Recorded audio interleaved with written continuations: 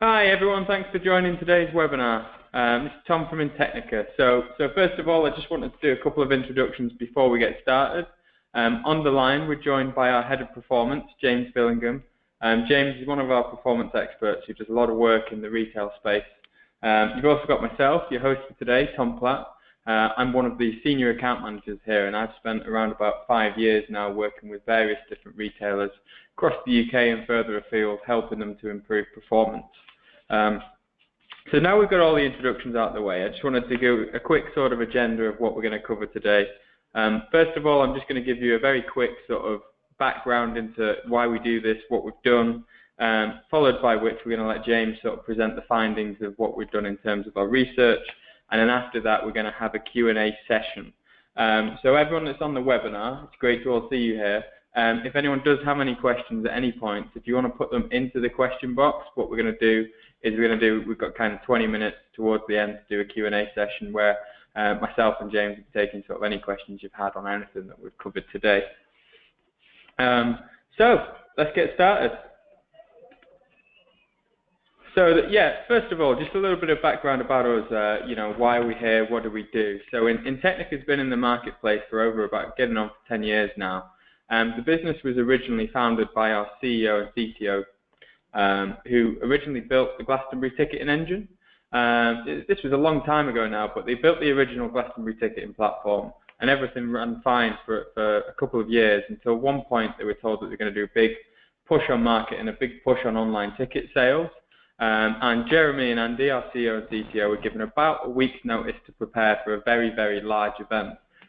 What they found at that time was that there was very few people in the marketplace who could help them. There wasn't really anyone that they could help quickly, and there really seemed to be a lack of knowledge. What followed was a really public incident. A telephone exchange went down, the site was offline for 52 hours. It was actually so public that people decided to take a picture of the error message on the website, print it on t-shirts and sell it at the festival. So a really embarrassing, painful experience for our founders there. But what they then did off the back of that is they then spent a year re-platforming, re-architecting and redesigning the system. And the following year, it sold out in record time.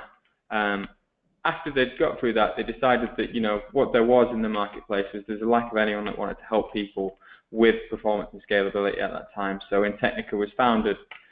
Since then, we've been working with customers completely cross-sector, not just retail.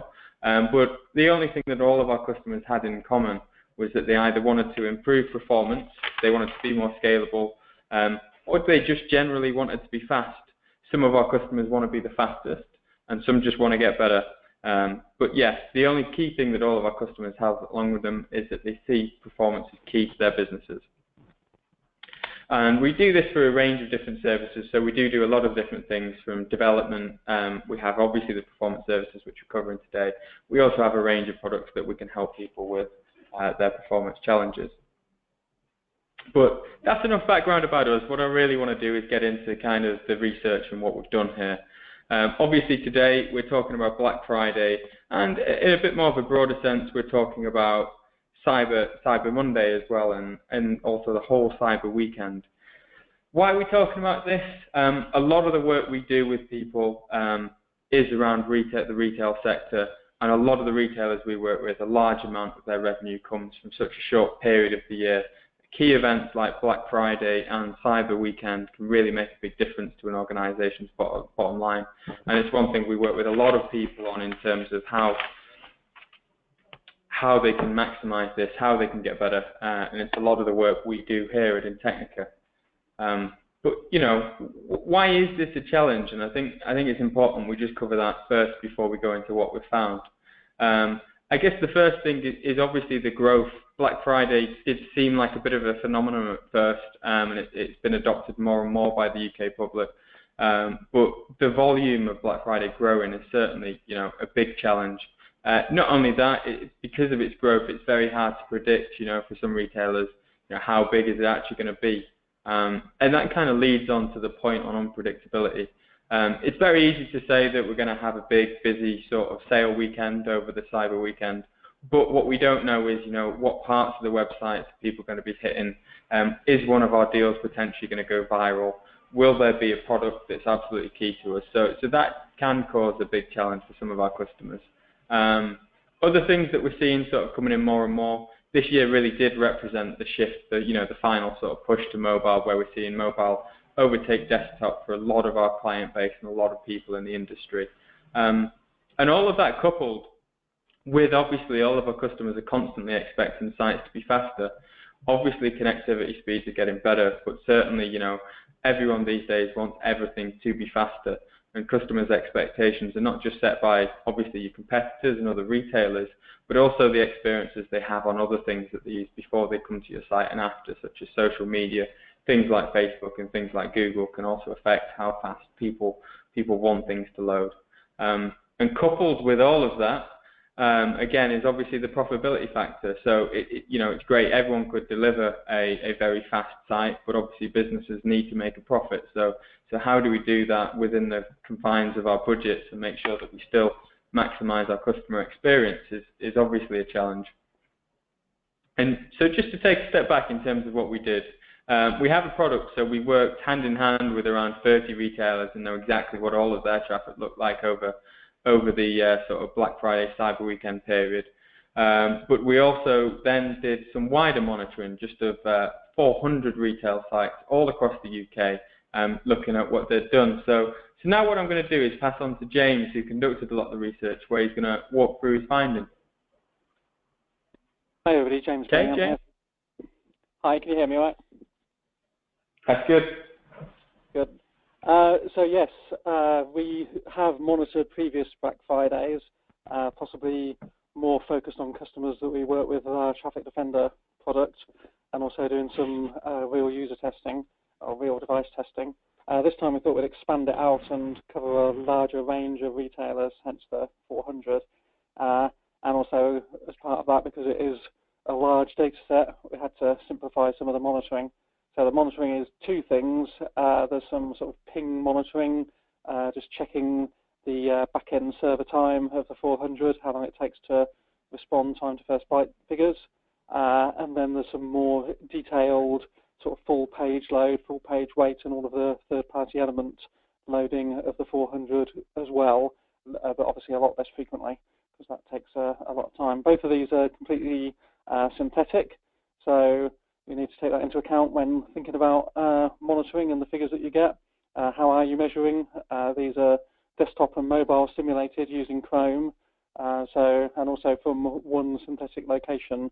So you need to be understanding that the figures are not authoritative in terms of page load times. You need to measure them yourself. Don't compare to your own page load times. You're very much dependent on location, and we also recommend that you always do real user measurements as well as synthetic like this. So the figures are useful from a comparative basis across the 400, but we wouldn't necessarily recommend you take them as a definitive view of what your page load times are. So if we look at the next set of data on errors that occurred over the period, obviously first of all we're going to just look at the weekend. So started the monitoring fairly late Thursday actually, and very quickly, to our surprise, on the Thursday, so the very first spike in errors there occurred before Black Friday. Actually, I should explain what this graph is. Basically, this is errors, so HTTP error codes, things that aren't 200s, it says below, or timeouts, the count of them, how many there were at a particular time period for the Thursday, the 25th, the Friday, the 26th, and then the Saturday, Sunday, and Monday, and going on into the following week. So quite a few retailers seem to have holding pages or teasers saying Black Friday is coming up to the midnight on the Thursday, and this obviously generated a lot of interest in people and possibly caught a few people out, because we had some fairly high-profile outages. People went down for a period of time on the Thursday night, right at the start of the Black Friday promotions, which obviously isn't ideal. Then it calmed down a little bit overnight, and very early in the morning people jumped in, and you see the errors spike up again on the Friday in the morning. All of Friday was fairly high in terms of number of errors compared to the rest of the time, and then the Sunday was the quiet period, you can see, and then jumping up again the rest of the week, which again surprised us a little bit, because the Black Friday stuff previously we were planning on just monitoring the weekend, but it's quite obvious that errors were ramping back up again and load was ramping back up again, so we carried the monitoring on for a bit longer than we originally intended to. So obviously Black Friday is becoming more of a Black Week rather than just a Friday. But overall, it's difficult to say quantitatively, but qualitatively compared to other Black Fridays. So we haven't done this exact same monitoring before. It did seem to be somewhat less in terms of the number of outages, and certainly not the same number of high-profile ones where people are out for a long period of time. So if we go on to the next set of data, this is where we're looking at just the pinging of back-end time. This isn't full page load. What we did notice was quite obvious during these periods of slowdown. The back end is obviously strained across more than just these ones that went down, because this is excluding the sites that went down. And you can see at the same time periods, the 99th percentile especially, the 95th percentile, even the average, there's stress in the back end. Obviously the servers are responding, they're not producing any errors at all, but they are significantly contributing to the page load time. And also, as I say, milliseconds, you see a peak there, and the 99th of over 7 seconds, that is just the back-end time. The best practice there is under half a second, 400 milliseconds, I think the web page test starts to alert you if you go over. So the average is just about on the best practice.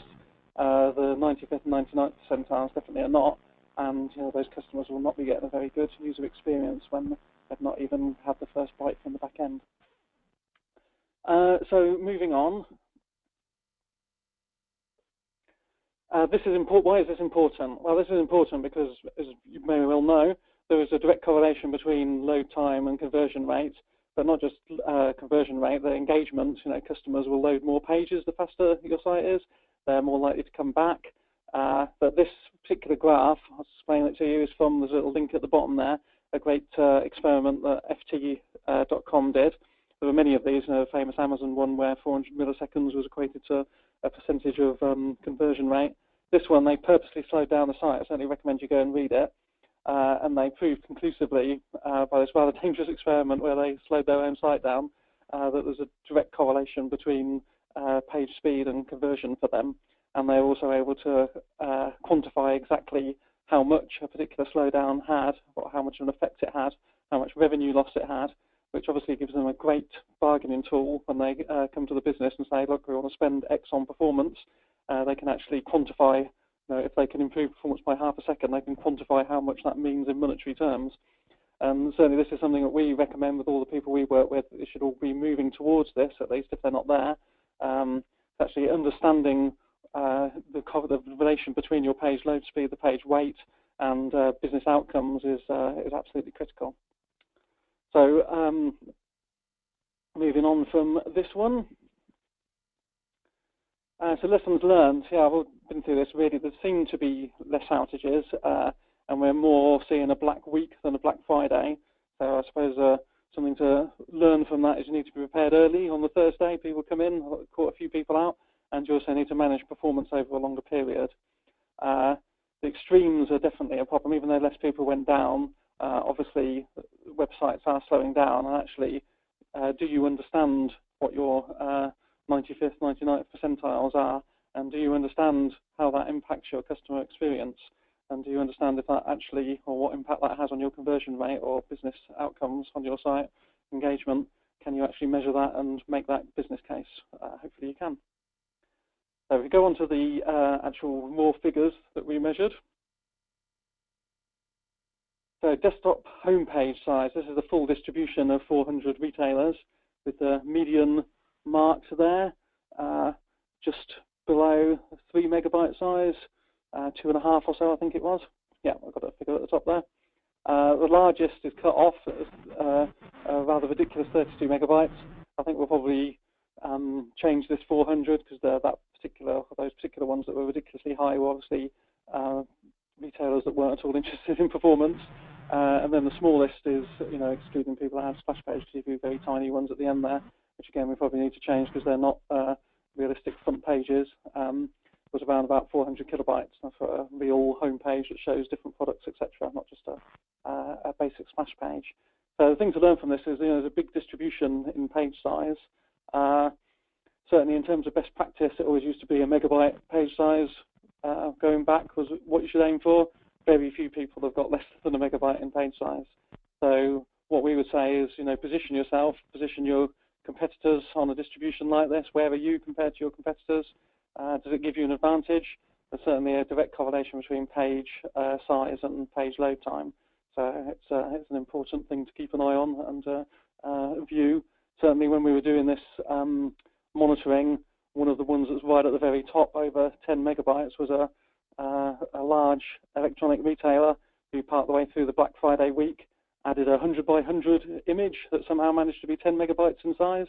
And they obviously didn't notice it because it was there for days. I don't know if our sales team went to them and some of the other people that we noticed that had very bad sites and mentioned to them. But they obviously weren't monitoring what was going on to their site because they had a very large, very anomalous sized image and didn't remove it for quite a few days. So we monitor this, and if we move forward to the next slide, you'll be able to see the mobile homepage size again. What's interesting here is obviously there is a drop. Quite a few retailers didn't have any difference between their desktop page size and their mobile home size. But as you can see, there is a drop in size overall. The average is smaller, and there are more people, a lot more people who are under the 1 megabyte limit there, for instance. So a few people are optimizing for mobile. Again, there were some ridiculous outliers with one particular where they had one GIF image on their mobile, a large retailer, again, a GIF image on their homepage, which was 13 megabytes in size just for one image on the mobile homepage, not on the desktop homepage.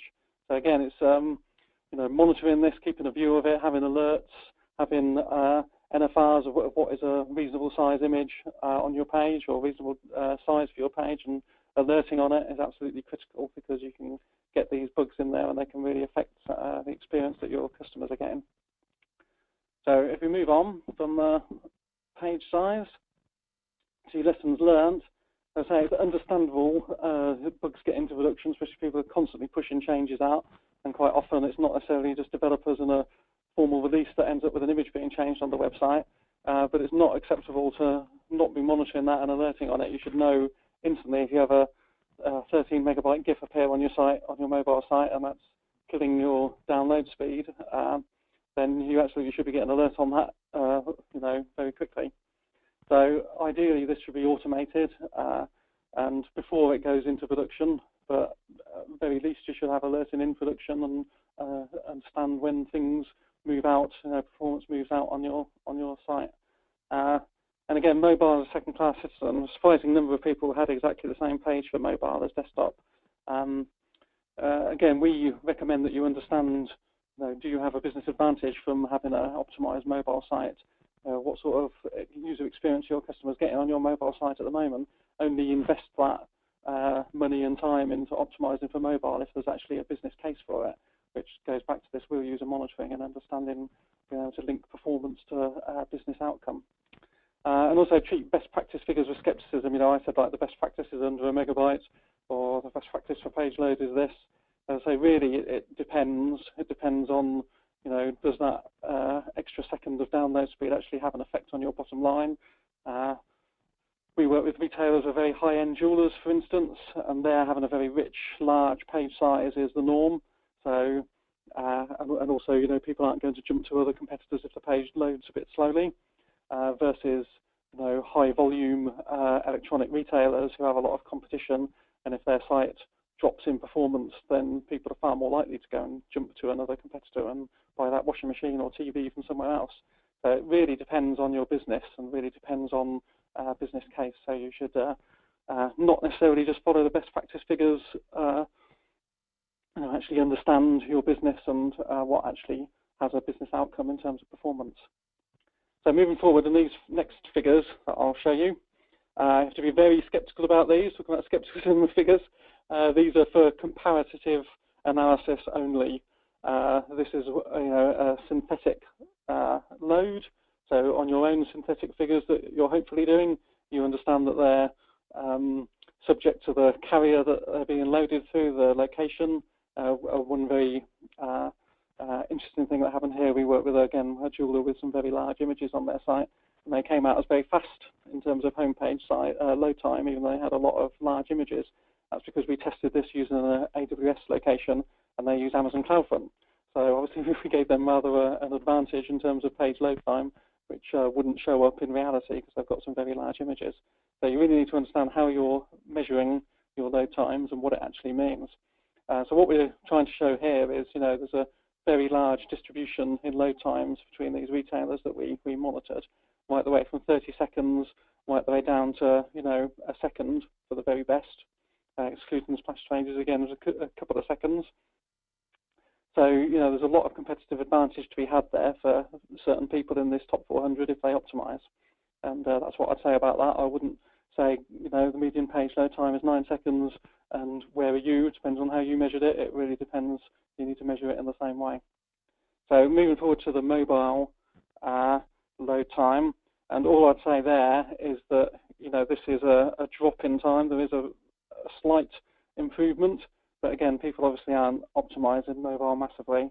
And again, the very largest load times are ridiculous, over 30 seconds for a mobile homepage load time. People aren't going to carry on with that at all.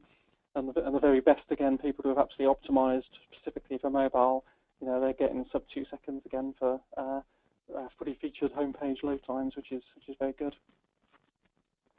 So moving on in terms of away from the load time, in terms of scope for optimization, one of the things we did just as a very quick, this isn't everything you should do for optimization, this is the absolute bare minimum.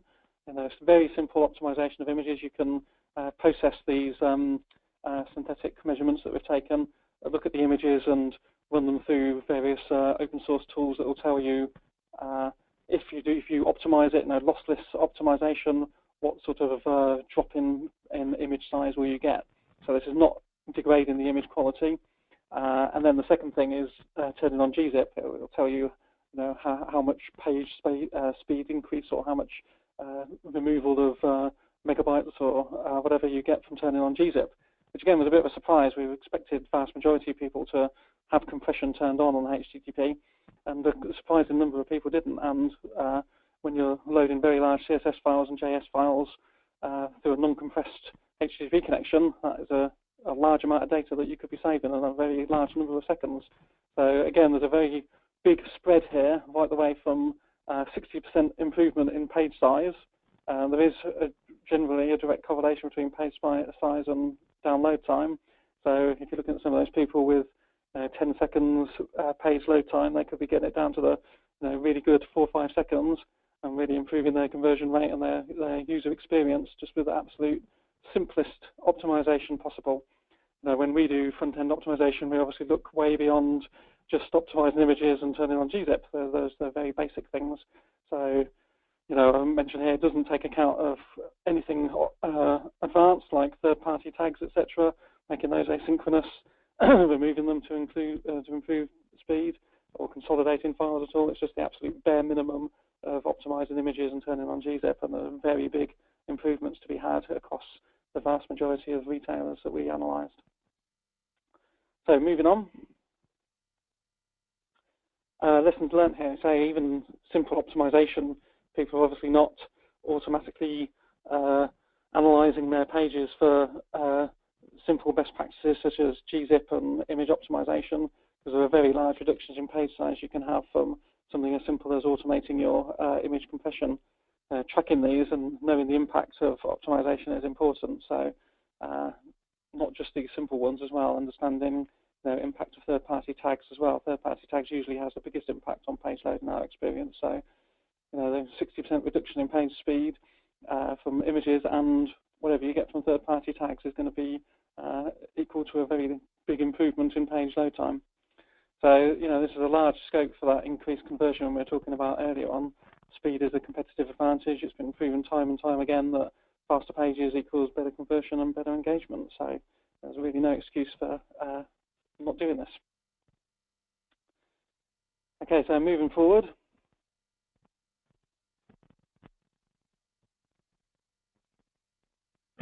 So where next? Okay. Yeah, no, thanks a lot. Thanks a lot for that analysis, James. I hope everyone sort of found some of that insight useful.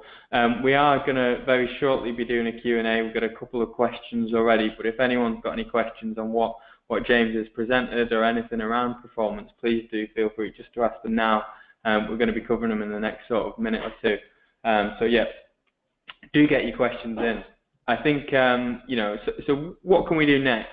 Obviously there we've monitored 400 different retailers across the UK.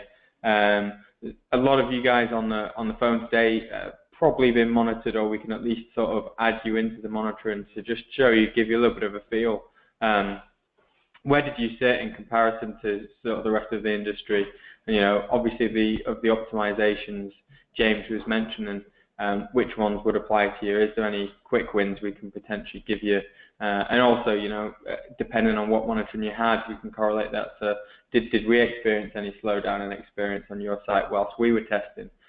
We're more than happy to do these. So if anyone does want to sort of book in a webinar to discuss that, we're more than happy to sort of do a webinar or potentially a meeting where we show you sort of where you sat in comparison to our panel, and potentially what are the quick wins for you? How could you get faster? Also, if anyone just does want to talk about performance in general, front end, back end, it is what we do day to day. So if anyone wants to improve availability, get faster, or just learn more, do follow us on LinkedIn. We are constantly doing these webinars, not just in retail, but in other sectors, both around our services and products. So with that kind of sort of shameless pitch over, what I want to do is just move on to sort of the Q&A now. So we have got a couple of questions, but obviously do keep them coming in. James, I think the first one that's coming, I think, is pretty interesting is, what effect did we see of third parties, and a lot of customers sort of saying that they had a number of third parties on their site that were slowing them down. How do they stop that affecting their performance as a whole? Because it felt like something they haven't got control of. Yeah, that's a very good one.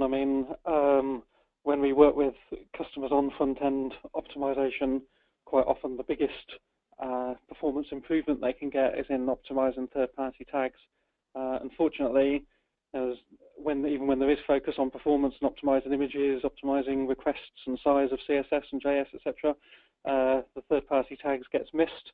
Quite often it's not the development team who have input and oversight on what tags are on the site, and it can get out of control quite easily.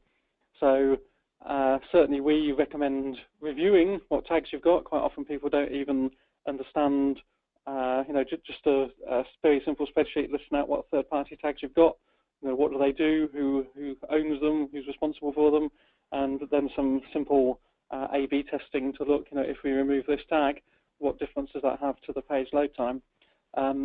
Certainly I've seen some fairly strange implementations where people have done something like put the Google, even something as well optimized as the Google Tag Manager tag in the wrong position in the page, and it's blocked page load. So moving it back into where it should be in the head has actually increased page load time by a second just by doing that, not removing any tags at all. Then the other thing to note is the Google Tag Manager tag does block on load. So if there are any tags, again, we've had some fairly badly performing live chat tags where people have loaded those either via GTM or embedded them in the page, adding those to be asynchronous, so they're loaded after the onload, has improved page load time again by multiple seconds, like over I think it's 2.5 seconds, one particular retailer we work with, just moving their live chat tag to be a truly asynchronous loading, not in GTM.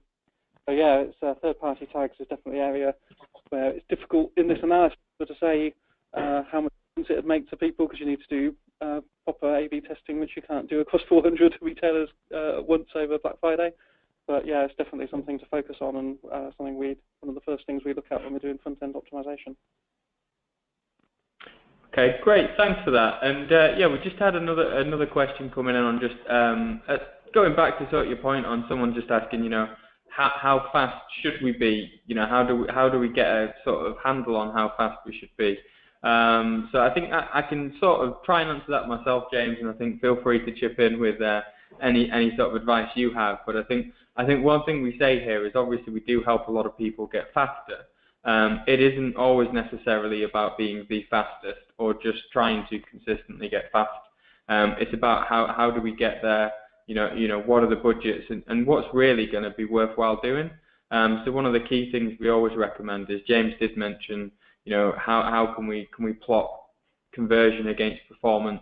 There's certainly a lot of tools that help you can do that. A lot of the real user monitoring tools that you can potentially get trials of will actually help you create revenue decay curves, which can really sort of fundamentally help you understand that actually if we can get our page load time down from 3 seconds to 2 seconds, we're going to increase conversion. But if we go any sub 2 seconds, then we're not going to see a big impact. So some really useful tools out there to help you do that. So I think that's a really key one for us, is not just, saying that we want to get faster, but understanding what your performance is, what it is relative to that of your competitors, also what it's going to be like in terms of, the sites that your customers see before they come to you, as in, are all your customers coming from Facebook, in which case their expectations can quite potentially be set by, what they've seen before they hit your site. They're quite used to a fast browsing experience, and then they come to you. If it's slowed down, it can be quite frustrating. So one of the key things I think we always try and cover is to understand, what's the optimal sort of speed for your site and your brand. So, James, anything you wanted to add around that point? Yeah. I mean, I'd add that a lot of people we work with have, sometimes don't have any NFIs at all. They don't say that images need to be less than this size or page loads needs to be less than this. There's a couple of things about that. Having static non-functional requirements is not very useful. They sort of moulder in a document somewhere, and they may get looked at when somebody does a big performance test to see if it passes or fails. Really, you need something more living.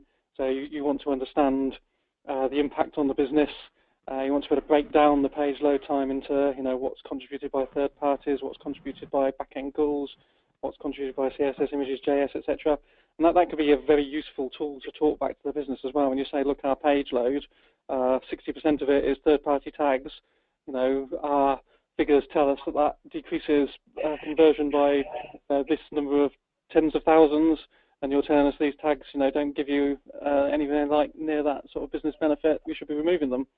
It's that sort of living figures for what the page load should be is very useful. And then another tip I'd say is also have realistic targets. So have like a best practitioner goal you want to get to, as well as where you are now, monitoring where you are now, what's acceptable for now. So you have a goal as well as where you are now. So you're reporting on where you are, and you also keep an eye on where you want to be, and you have a good business justification for why it's you want to be at that sub 2 seconds, for example, if you want to be the fastest. Okay, great. And we just had another question coming on one of the ones we've had is on CDN and CDN optimization, i.e., saying that they focus a lot around the CDN and that helps them. What's your kind of stance on that, James, in terms of, if retailers don't have a CDN, should they be certainly looking to have one, and should they be looking to cache as much as possible, or are there better ways of optimizing? Well, again, yeah, I mean, CDN providers obviously will tell you that CDN will solve all of your issues.